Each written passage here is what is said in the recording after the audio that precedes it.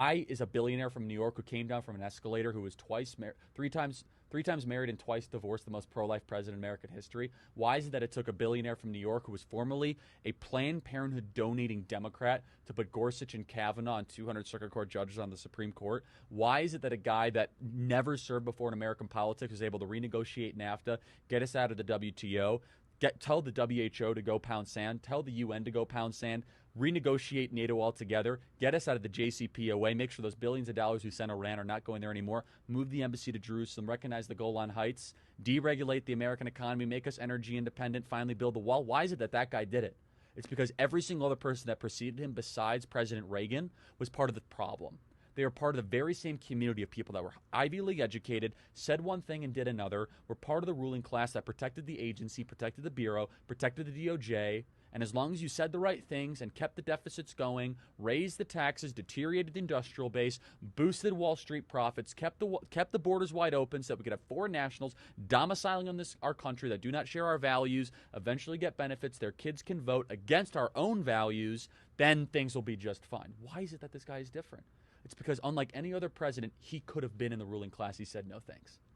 He had enough money to be in the ruling class. He's got more money than James Comey, Andrew McCabe, Peter Strzok, Smirk, his lover Lisa Page, and the person who probably published his book combined and multiplied times 100. He's the only president in modern history to have his own plane and actually go to probably a smaller plane when he becomes president of the United States. He's one of the only presidents that was a best-selling author, #1 TV show on The Apprentice, NBC, literally was in every single rap song, was glamorized. President Barack Obama said the American dream is to be what? Is to be Donald Trump. That's what he said the American dream was.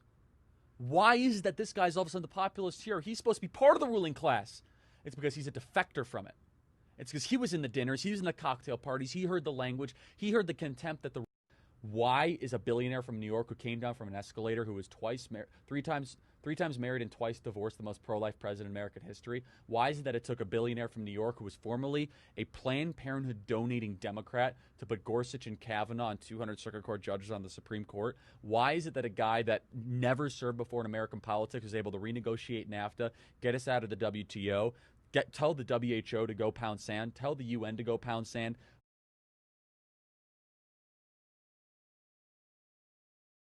claim that they have the right and the power to manage the news, to tell us not the truth, but what they want us to believe. They have seized that power on orders from their masters of the great conspiracy. And the objective is to brainwash the people into accepting the phony peace bait to transform the United States into an enslaved unit of the United Nations one world government.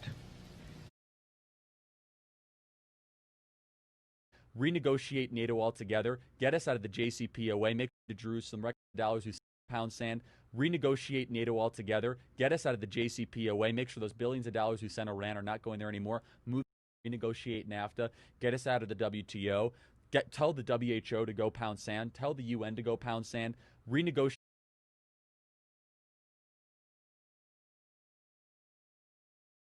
Believe. They have seized that power on orders from their masters of the great conspiracy. And the objective is to brainwash the people into accepting the phony peace bait to transform the United States into an enslaved unit of the United Nations one world government. First of all, bear in mind that the so-called UN police action in Korea, fought by the United States, in which 150,000 of our sons were murdered and maimed, was part of the plot, just as the undeclared by Congress war in Vietnam, in which our sons are dying, is part of the plot. Negotiate NATO altogether, get us out of the JCPOA, make sure those billions of dollars we sent Iran are not going there anymore, and to go. Is it that a guy that never served before in American politics was able to renegotiate NAFTA, get us out of the WTO, tell the WHO to go pound sand, tell the UN to go pound sand, renegotiate NATO altogether, get us out of the JCPOA, make sure those billions of dollars we sent Iran are not going there anymore, move the embassy to Jerusalem, recognize the Golan. He was in the dinners, he was in the cocktail parties, he heard the language, he heard the contempt that the ruling class, the Wall Street financiers, the Washington, D.C. lobbyists, and the Silicon Valley elites that he had to be around. He knew the contempt that they had for the plumber, electrician, the carpenter, the bricklayer, and the person building the very same building that he was financing. So he took the woman rink mentality, the philosophy that built that woman rink quicker and better than anyone could have imagined, despite the New York City bureaucracy and the municipal burdensome rules. And he said, I'm going to bring this to Washington, D.C., and I'm actually going to do something that a politician has never done before. I'm going to tell you the truth, no matter how brutal and honest it is. I'm going to do what I say I'm going to do. From the time he went down the escalator, he was the only person running for office that talked about China immigration, the two issues that are most affecting our country now. How was this possible?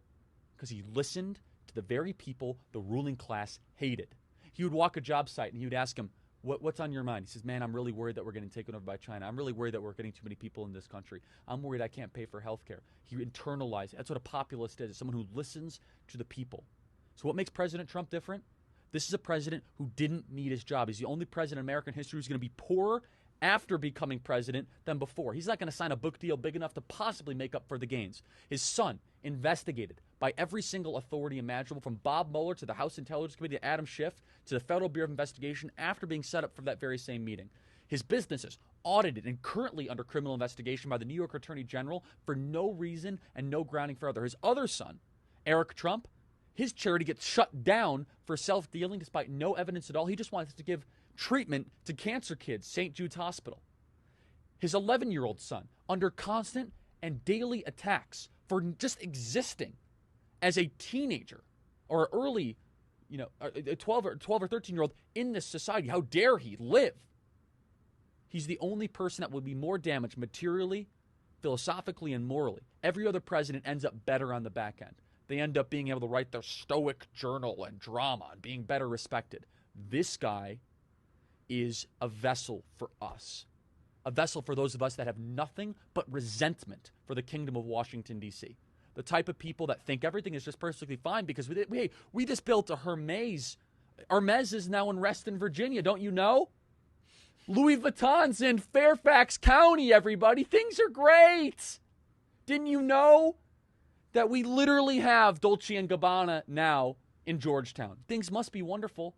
You go into Washington, D.C., the cranes are as far as you can possibly see. The construction cranes, they're trying to rebuild the Parthenon, the Giza pyramids quicker than anything I've ever seen. It's more construction happening in D.C. perpetually. Why? It's the only place in America. This is why 8 out of 10 of the wealthiest counties in America are around Washington, D.C. It's the only place in America where they get richer at gunpoint. They have a multi-trillion-dollar cash flow happening into their center, into their power structure every single year, not because we want it.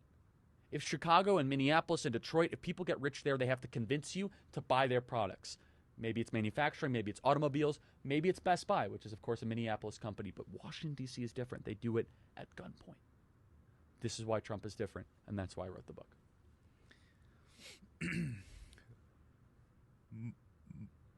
Market.